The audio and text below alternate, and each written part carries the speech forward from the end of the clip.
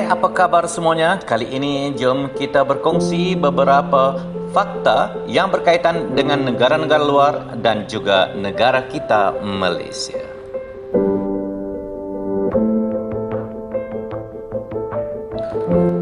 Buah beri manis Afrika. Buah beri manis Afrika atau the miracle berry, apabila dimakan, ia menyebabkan makanan masam seperti limau dan lemon berubah menjadi rasa manis kerana kesan miraculin dan sering digunakan untuk merawat diabetes dan pemakanan diet. Dan tidak kurang hebatnya dengan buah lemba di negara kita. Buah matang lemba yang berbentuk seperti beri berwarna putih dan rasanya manis apabila dimakan. Sebenarnya buah lemba tidaklah terlalu manis dengan sendirinya. Ia menghasilkan rasa manis selepas pengambilannya, seperti meminum air selepas memakannya. Ini turut terjadi pada buah-buah masam seperti asam jawa dan belimbing. Bagaimana? Berani mencuba? Makan buah lemba dan kita makan buah-buah yang masam. Ketam labah-labah Jepun. Ketam labah-labah ini menjadikan kedalaman lautan Pasifik di wilayah kepulauan Kyushu dan Honshu, Jepun sebagai habitatnya. Ketam ini boleh memanjang sehingga 5.5 meter dari sepit ke sepit dan antara haiwan antropod dengan jarak kaki paling besar. Badannya boleh membesar sehingga 40 cm dan berat sehingga 20 kilogram. Dikatakan juga hayat hidupnya boleh mencapai 50 hingga 100 tahun. Bayangkan kalau seekor ketam ini kita buat masak lemak, pasti menyelerakan. Penuh sebelanga. Yummy!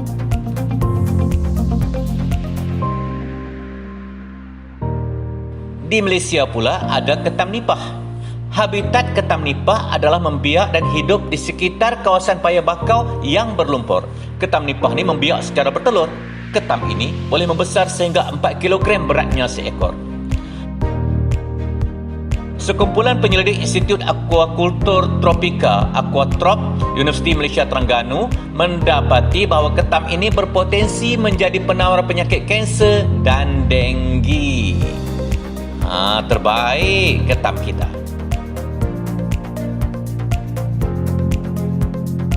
Semut panda.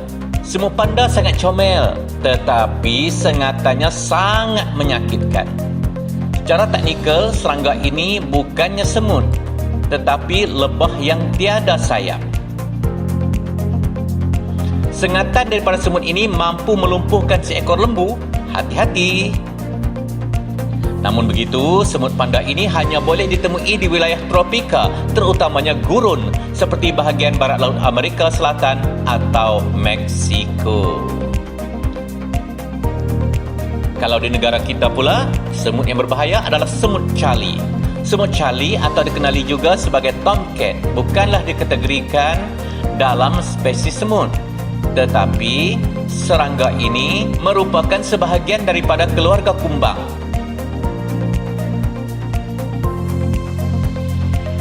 Gigitan semut ini boleh memberi kesan seperti bengkak, sakit dan gatal, terutama kepada kanak-kanak. Hati-hati. Monyet emas. Monyet emas adalah antara spesies terancam akibat pembalakan haram dan perlombongan emas di barat tengah China. Apabila diancam, monyet emas akan memanjat ke puncak tertinggi pokok. Monyet ini memakan jarum pokok pain dan pucuk muda pokok pain, rebung buluh dan buah-buahan.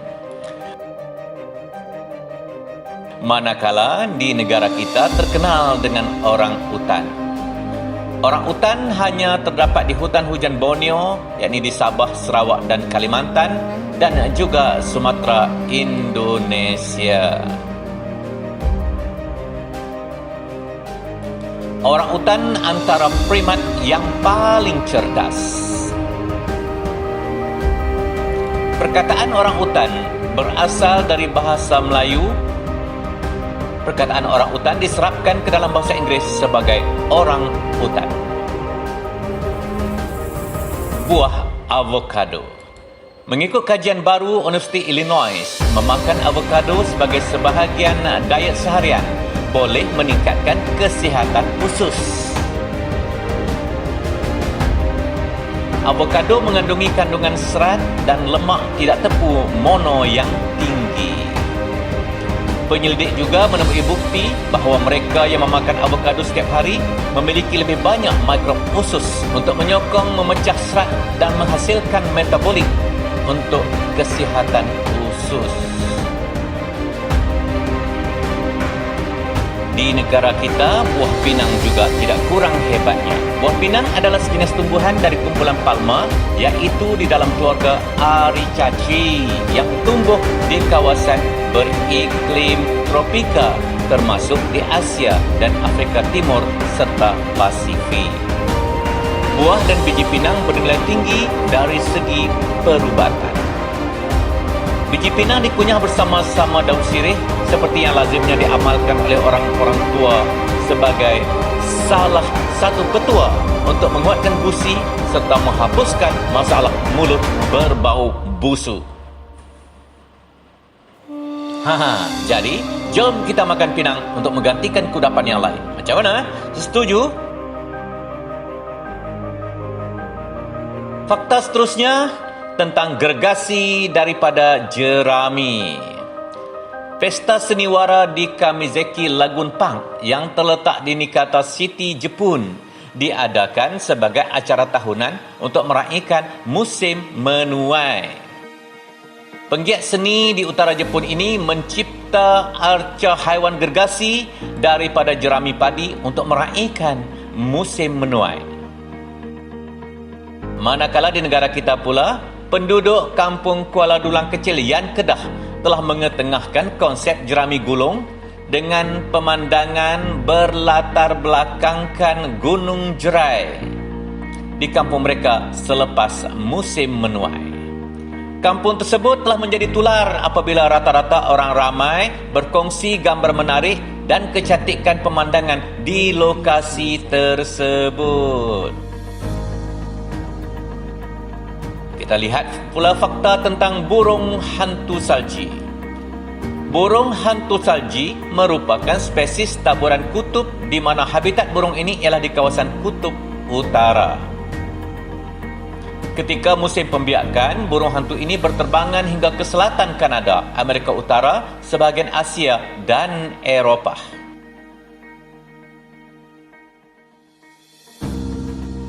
Manakala di negara kita pula ada burung hantu kuning. Burung hantu kuning terdapat di sebahagian negara Asia Tenggara. Habitat semula jadinya adalah kawasan separa tropika. Burung hantu kuning merupakan haiwan yang dilindungi di Malaysia dan memerlukan lesen pemburuan untuk memburunya. Perlu diingat bahawa semua spesies burung hantu boleh memusingkan kepalanya sehingga 270 darjah.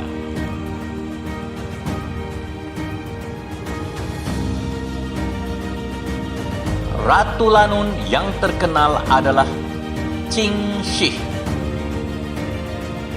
Qingxi 1775 hingga 1844 merupakan ratu lanun yang menguasai Laut Cina Selatan semasa tempoh pemerintahan Maharaja Jiazing pada zaman dinasti Qing sekitar awal kurun ke-19.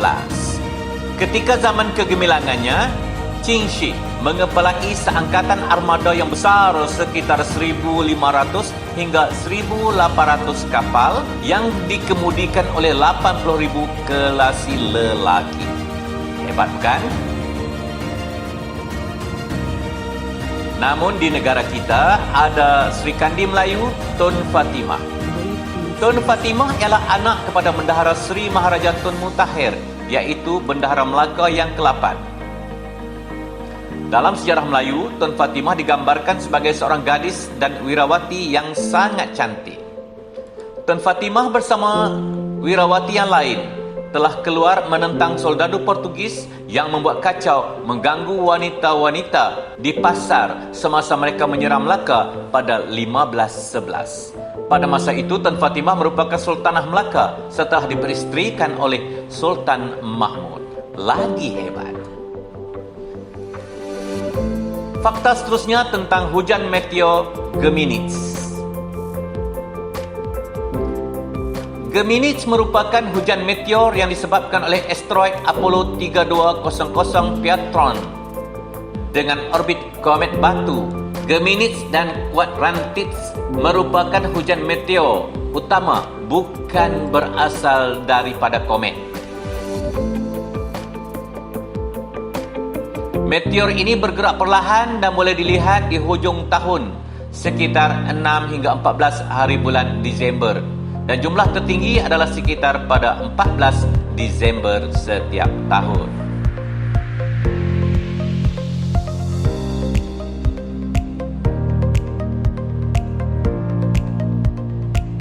Kalau di luar negara ada hujan meteor, di negara kita ada hujan batu.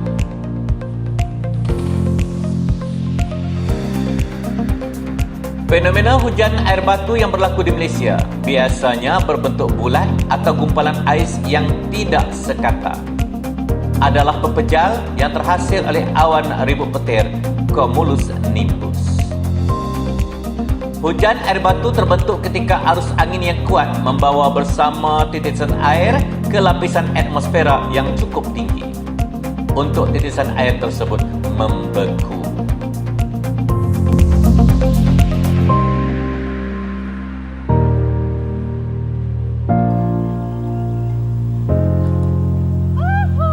Cara memanggil lembu di Sweden.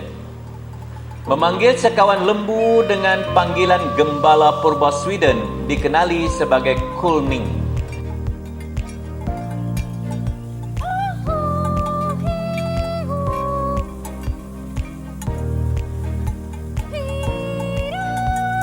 Binatang ternakan yang memakai loceng di leher akan merespon kepada panggilan dan mula bergerak ke arah pengembala.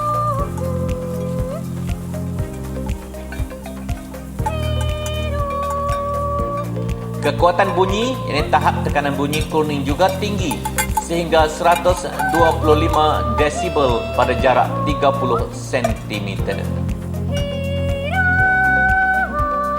Kulning juga dikenali sebagai laling, lalning atau lining di Norway.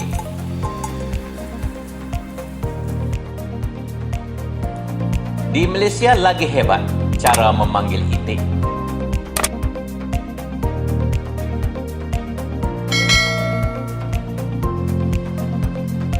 Setiap kali azan asar berkumandang, itik-itik peliharaan Poknik akan bergerak masuk ke dalam reban masing-masing tanpa disuruh.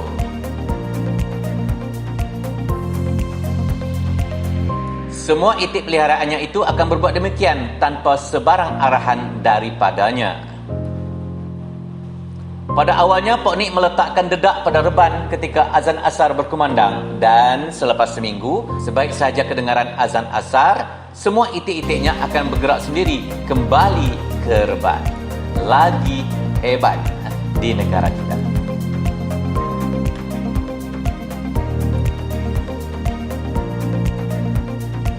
Okey, setakat itu saja fakta-fakta kita untuk kali ini. Sampai kita jumpa lagi. Salam bahagia.